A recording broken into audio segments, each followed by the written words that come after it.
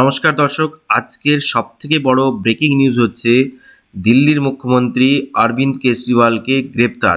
Information director বৃহস্পতিবার আজকে অরবিন্দ কেজরিওয়ালকে গ্রেপ্তার করেছেন দিল্লির মুখ্যমন্ত্রীকে, এবং তাকে যে কারণের জন্য গ্রেপ্তার করা হয়েছে সেটা হচ্ছে আবগারি দুর্নীতি মামলায় অরবিন্দ কেজরিওয়ালকে গ্রেপ্তার করা হয়েছে।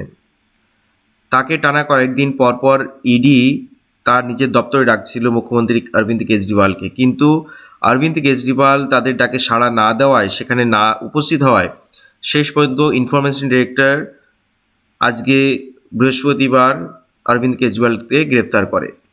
সমস্ত রাজনৈতিক পার্টি অরবিন্দ কেজরিওয়ালের গ্রেপ্তার হওয়ার পরই একদম তীব্র সমালোচনা করে বিজেপি সরকারকে, যে এখানে বিজেপি সরকার একদম হিটলারি শাসন করছে, যেভাবে সে একজন দেশের একজন রাজ্যের মুখ্যমন্ত্রীকে গ্রেফতার করেছে।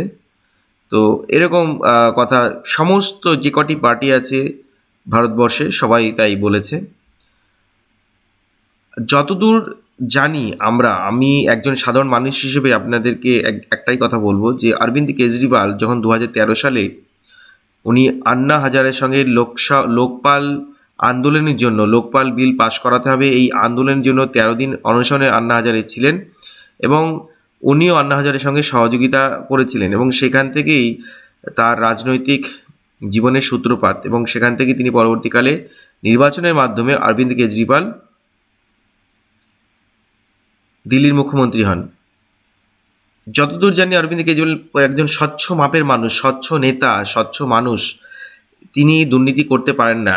যদিও এখন আবগারি দুর্নীতি তার নামে মামলা দেওয়া হয়েছে, তদন্ত কতদূর কী হয়েছে জানিনি, আমার জানা নেই, কিন্তু এখনও পর্যন্ত কিন্তু উনি আমার মনে, এবং আমার মতন অনেক দেশবাসীর মনে উনি কিন্তু স্বচ্ছ মাপের নেতা, স্বচ্ছ মাপের মানুষ।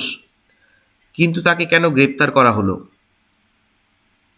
অরবিন্দ কেজরিওয়ালকে কেন গ্রেপ্তার করা হলো, এটা কিন্তু হয়তো আগামী দিনে 3-4 দিন বাদে বা 4-5 দিন বাদে বিষয়টা সম্পূর্ণই ক্লিয়ার হয়ে যাবে, যে আদৌ কি তিনি সত্যিই কি তিনি দোষী, না জাস্ট সামনের লোকসভা ভোট, তার জন্য তাকে একটা মামলায় ফাঁসাতে হবে, এবং ভোটের রাজনৈতিক ফায়দা তোলার জন্য মুখ্যমন্ত্রী অরবিন্দ কেজরিওয়ালকে গ্রেপ্তার করা হয়েছে। না, সত্যই তিনি দোষী। যদি তিনি দোষী হন মুখ্যমন্ত্রী অরবিন্দ কেজরিওয়াল, তাহলে কিছু বলার নেই, তাহলে ইনফরমেশন তাকে গ্রেপ্তার করতেই পারে এবং করবেই। কিন্তু যদি তিনি দোষী না হন, জাস্ট এটা তাকে সামনের লোকসভা ভোটকে কেন্দ্র করে জাস্ট নির্বাচনের জন্য, তাকে তার ইমেজ খারাপের জন্য যদি এটা করা হয়, তাহলে সেটা ভীষণ অন্যায়।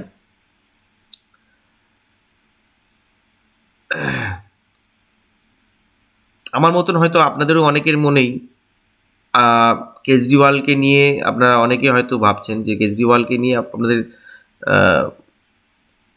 উনি একজন সৎ মাপের নেতা, পরিষ্কার মনের মানুষ, এটাই আমরা জানি। অনেকেই হয়তো আপনাদের মনেও তাই আছে।